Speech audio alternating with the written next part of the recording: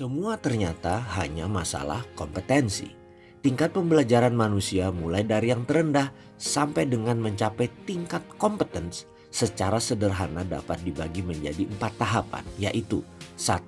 Unconscious incompetence. Nomor 2. Conscious incompetence. Nomor 3. Conscious competence. Dan yang terakhir nomor 4. Unconscious competence. Sebagai contoh, karena kita berfokus pada kompetensi kemakmuran, maka kita memilih berbisnis. Ketika kita benar-benar belum memahami apa itu bisnis, maka dapat dikatakan kita berada dalam tahapan unconscious incompetence.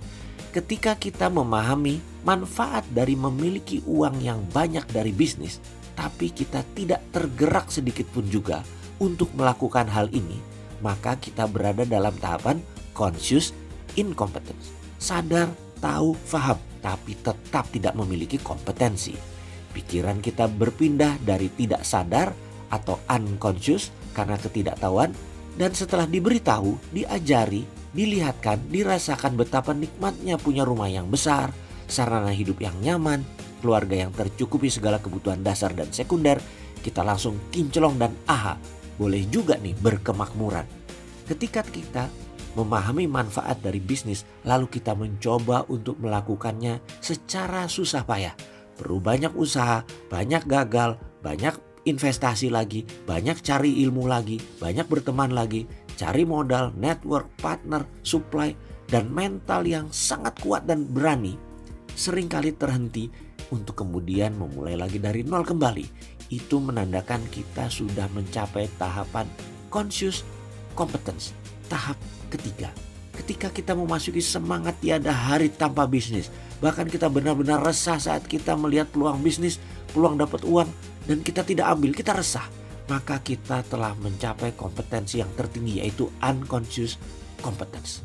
Tahap tersulit adalah saat kita berada tahapan conscious competence, tahap ketiga.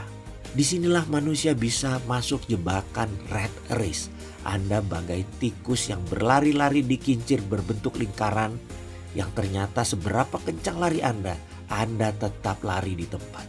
Jadi, bagaimana supaya kita berada dalam unconscious competence dalam bidang kemakmuran? Masuk level 4. Banyak cara pastinya.